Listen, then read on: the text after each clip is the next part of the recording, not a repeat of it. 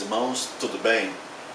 Muito feliz hoje em poder comunicar com você um pouco da Palavra de Deus. Eu gostaria de convidar você para a gente meditar juntos num livro de Filipenses, capítulo 3, do versículo 12 ao versículo 14. Abra sua Bíblia e você vai meditar comigo.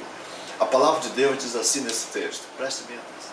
Não que eu já tenha recebido ou que tenha já obtido a perfeição, mas prossigo para conquistar aquilo para o qual também fui conquistado por Cristo Jesus. Irmãos, quanto a mim, não julgo havê-lo alcançado, mas uma coisa faço, esquecendo-me das coisas que para trás ficam, avançando para as que estão diante de mim, prossigo para o alvo, para o prêmio da soberana vocação de Deus em Cristo Jesus. Amados irmãos, lendo essa passagem da Bíblia, Deus me chamou a atenção a respeito de 5 verdades. A primeira coisa que o apóstolo diz aqui, ele fala a palavra perfeição. Então, o apóstolo diz que não julgava ter já alcançado ou ter obtido a perfeição. Eu quero perguntar de você, quantas pessoas se acham perfeitas? Quantas pessoas se acham santas? Quantas pessoas se acham sábias? Quantas pessoas acham que já não precisam mais estudar porque já não tem ninguém que possa lhes ensinar alguma coisa? Quantas pessoas não procuram nem ajuda médica porque acham que nunca vão adoecer? Ou mesmo que eles estão enfermos, Deus tem que curá-los. Então veja, será que nós já alcançamos a perfeição? O apóstolo Paulo nos diz que ainda não tinha chegado na perfeição. Então veja, o que significa isso dizer? Que nós, embora sejamos salvos, lavados pelo sangue do Cordeiro, Jesus nos salvou, nos amou, nós continuamos seres humanos, nós continuamos pisando no chão, nós continuamos seres humanos comuns e naturais como qualquer pessoa. Nós não somos perfeitos, nós não somos super-homens. A segunda verdade que o apóstolo Paulo coloca aqui, ele diz, deixe o passado ser passado. Ele diz, mas uma coisa faço, esquecendo-me das coisas que para trás ficam. Muito importante essa declaração, amados. Então eu estava pensando, como é que alguém pode dirigir um carro, né, e olhando para o retrovisor, olhando sempre para trás? Isso é impossível.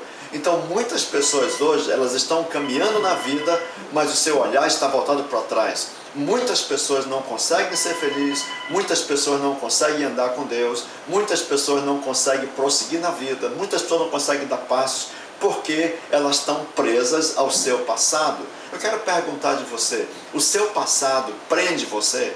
Você está preso em alguma coisa do passado? A terceira verdade que nós temos nesse texto, ele diz, avanço para as que estão diante de mim. Paulo era um homem focado no futuro. Paulo era um homem focado no seu futuro. Ele estava caminhando rumo ao futuro. Ele movia-se adiante. Ele ia para frente. Ele dava passos adiante. Ele corria além das pessoas que estavam no seu tempo. Ele estava focado ao futuro. Então veja, amados irmãos, isso é uma coisa gloriosa. Paulo estava antecipando-se até a algumas pessoas do seu próprio tempo. Você é uma pessoa que corre pela sua vitória. Você está abraçando o seu futuro. Você está olhando para frente. Entendeu? Isso é maravilhoso. Você tem uma visão para frente, para o futuro, para os dias de amanhã, ou você está olhando para o passado? Ou a quarta coisa que o apóstolo diz, ele diz, prossigo para o alvo. Meu querido, que palavra maravilhosa, prossigo para o alvo. O que significa isso? Significa que o apóstolo tinha metas, ele tinha propósito, ele tinha planos, ele tinha ideais, ele tinha pensamentos, ele tinha projetos pessoais dele. Eu quero perguntar de você, meu querido, quais são os seus projetos pessoais? O que é que você pretende da vida? Deus deu para você 24 horas, Deus deu para você saúde, Deus deu para você o mesmo sol, a mesma lua, os mesmos recursos. O que é que você vai fazer da vida? Você tem alvos? O que é que você vai fazer com essa vida? A que você se destina? Qual é o seu objetivo pessoal? Quais são as suas metas?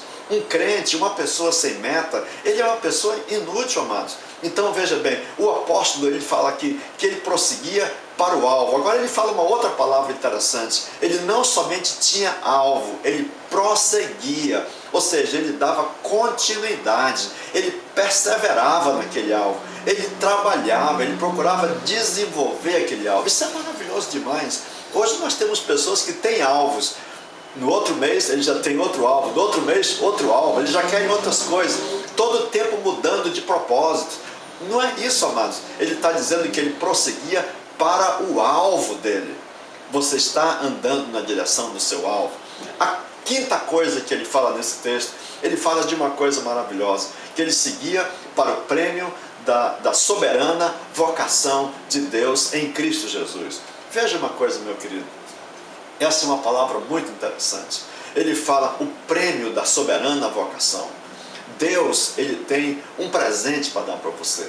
Deus tem algo guardado para dar para você. Eu estava lendo lá em Mateus capítulo 25 e verso 34 e 41.